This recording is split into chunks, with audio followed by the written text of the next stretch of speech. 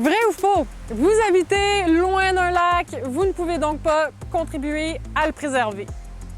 C'est faux! Faut pas oublier que toutes les activités en amont d'un plan d'eau peuvent avoir une influence sur celui-ci. C'est le principe de bassin versant.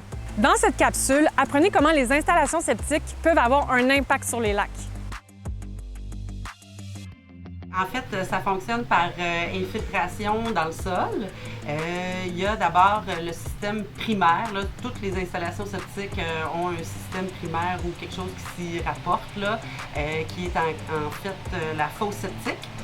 C'est dans la fosse septique qu'on sépare les solides des liquides. C'est là aussi que se fait la liquéfaction là, pour que juste les liquides se transfèrent là, ou se dirigent vers l'installation septique.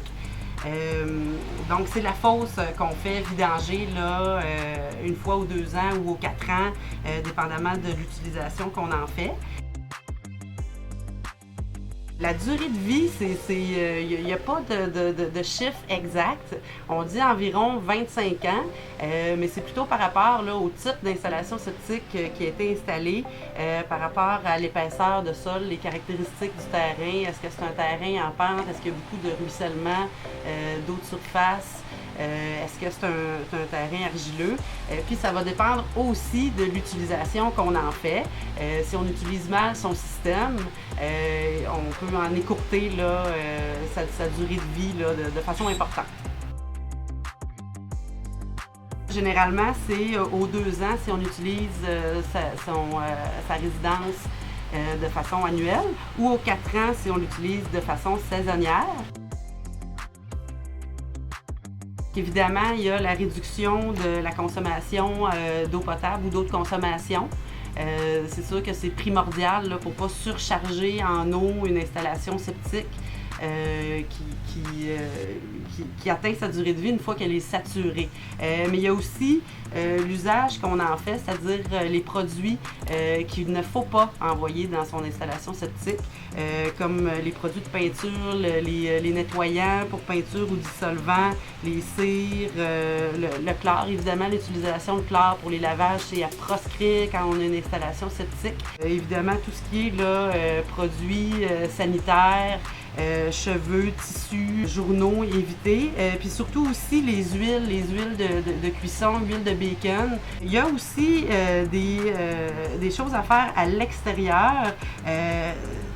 C'est-à-dire qu'il y a la fosse septique, mais il y a aussi l'endroit où est l'élément épurateur, là, soit un champ de polissage, si vous avez des nouvelles technologies comme EcoFlow ou Bioness, ou tout simplement modifier là, un champ d'épuration standard.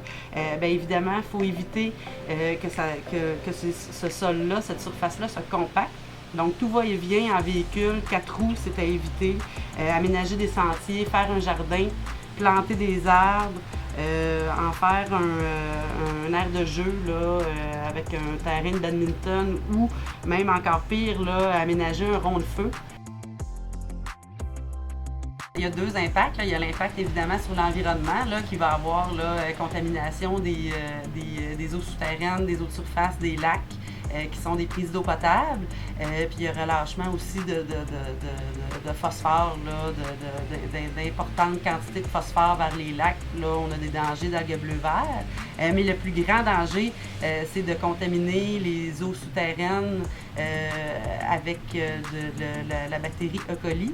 Puis si, par exemple, un voisin a un puits de surface, puis que son eau est contaminée, bien là, il y a des conséquences graves, là, des dangers de mort. Là, donc, c'est pour ça là, que depuis les années 80, le règlement Q2R8 à l'époque a été adopté.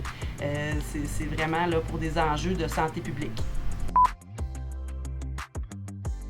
L'eau des toilettes, elle s'en va où? Tu sais, quand on fait pipi puis qu'on flush la toilette? Quand tu flushes la toilette, l'eau, elle s'en va dans le tuyau. Fait que là, l'eau des toilettes, quand on fait pipi et caca dedans, puis qu'on flush la toilette, ben l'eau, ben elle s'en va dans la terre.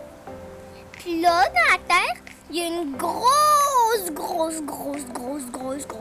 boîte. Puis là, tout le pipi et le caca, ils vont dans la grosse boîte. Puis aussi, maman, à chaque jour, faut qu'on échange la boîte. Parce qu'il faut qu'il y ait tout le temps de la place pour tous les jours qu'on aille de la place dans nos boîtes. Chacun sa boîte. Il faut toujours qu'on ait beaucoup de boîtes.